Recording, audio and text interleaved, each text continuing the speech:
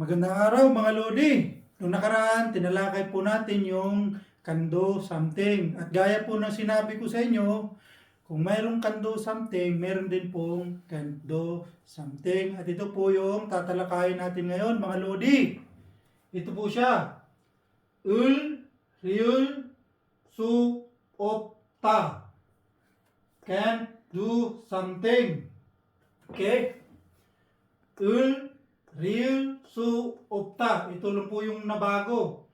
Nung nakaraan, itta to. Ngayon, opta po siya. Okay? Conjugation. Verb stem ends with vowel. Ang gagamitin po natin ay real, su, opta. Okay? For example, tsada, to sleep. Tanggalin po natin yung da. Maiiwan na lang po yung verb stem. Ito na po siya. At dahil vowel po yung last niya, nagtatapos siya sa vowel, ang gagamitin natin ay real, su, opta. Ayan. Cha plus real, su, opta. Pag pinagsama na po natin yung dalawang yan, ganito na po siya. Chal, su, opta. I cannot sleep or cannot sleep. Chal, su, opta. Okay? May naman, kapag ang verb stem ay nagtatapos sa consonant, ang gagamitin po natin ay su, opta. Okay? For example, chapta, to catch. Tanggalin natin yung da, kunin natin yung verb stem. Ito siya, chap. At dahil nagtatapos siya sa consonant, ang gagamitin natin ay su, opta. Okay? Chap plus su, opta. Pag pinagsama po natin yung dalawang yan, ganito na po siya. Chabul, su, opta. Cannot catch. Okay? Chabul, su, opta. Example sentence tayo. 저는 피아노를 칠 수 없어요. I can't play piano. In Korean, 저는 피아노를 칠 수 없어요. Pwede rin ganito yung gagamitin natin dyan. 피아노를 못 쳐요. Okay?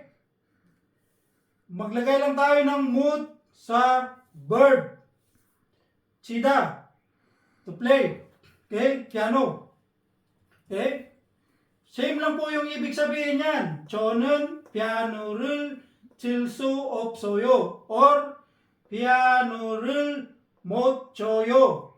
Isa lang po yung ibig sabihin yan. Ang ibig sabihin ay I can play piano. Okay? Example number 2. 지금 만날 수 없어요. I cannot meet you now. 지금 만날 수 없어요. Pwede rin ganito. 지금 못 만나요. Hindi po siya 못 만나요 mga Lodi. Ang pagpo-pronounce yan, kapag Koreano yung nagpo-pronounce, magiging ganito po siya. 못 만나요. 못 만나요. 못 만나요. 지금 못 만나요. O I cannot meet you now. Parehas lang po itong dalawa. 지금 만날 수 없어요. Or 지금 못 만나요. Okay? I cannot meet you now. Example number 3. Gamit naman po tayo ng consonant. Yung consonant yung nagtatapos sa consonant, mga Lodi. Example number 3. 여기서는 사진을 찍을 수 없어요. 여기서는 사진을 찍을 수 없어요. I or you cannot take photos here. Or pwede rin siyang ganito. 여기서는 사진을 못 찍어요. 오케이? 여기서는 사진을 찍을 수 없어요. or 여기서는 사진을 못 찍어요. I or you cannot take photos here. In English.